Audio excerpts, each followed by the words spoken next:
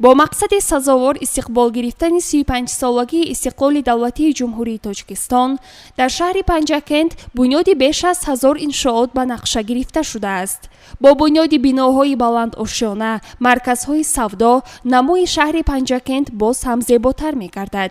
رئیس شهر پنجکند در رأس هیئت خدمات مربوطه شهرداری از یک قطار انشاءات بنیاد شونده و حالت راه و کوچه‌های شهر از جمله رفت ساختمان مهمانخانه و بناهای بلند آشیانه استقامتی با مرکزهای سودای و خدمترسانی در کوچه بوربد مروزی با رفت ساختمان بنای بلند آشیانه صاحبکار مکمل و فریدون شناس گردیده جهت با صفت بلند معماری، طرح زیبا و در مهلت مقرر گردیده به استفاده دادن انشاءات مذکور سپارش داد. در همین موضع رئیس شهر پنجکند خالقزاده عبدالخالق ایرادهای جدی خویش را عاید به موجود بودن پرتوها در راههای ماشینگذر و جایبارها، خشک شدن درختان خیابان‌های مرکزی، رنگ و باری منزل‌های استقامتی ساکنان بیان نموده، مسئولان ساحه‌های دخلدار وظیفه‌دار کرده شدند تا جهت تازه آزاده نگاه داشتن نزد خانه‌های استقامتی ساکنان،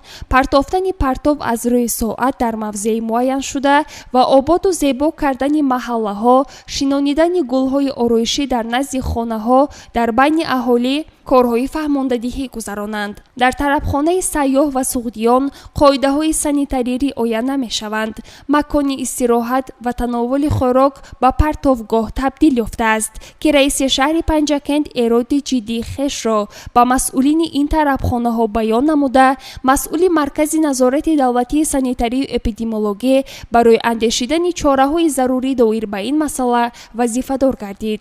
در کوچه تیرشکاوی شهر نقطه‌های سودای و خدمترسانی خودسرانه بنیاد شده است و نمای بیرونی بناهای استقامتی کهنه به نظر می رسند. رئیس شهر پنجکند به مسئولین ساحه‌های دخلدار جهت تعمیر بناهای بلند آشیانه، تازه کردن پرتوها، برطرف کردن مشکلات تنقیصی از آبیناشاکی، تعمیر راه تیرشکاوه و در بین مردم گذراندن کارهای فهماندهی سپارش‌های قطعی داده با چندی از ساکنان این محله صحبت نمود. بخش معماری و شهرسازی شهر سپارش گرفتند تا بنا و انشاءات ناموافق گرد و اطراف این کوچه با ساختارهای مربوطه از بین برده شود. رئیس شهر پنجکند اظهار داشت که آبادی شهر از تازه نمودن منزل استقامتی شخصی آغاز می گردد.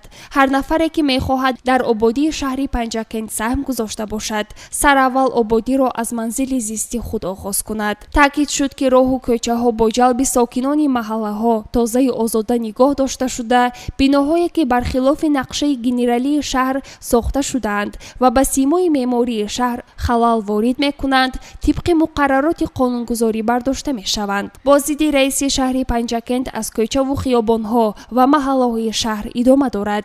گزارش صبرینا اکرم و ویس مرجان خالف.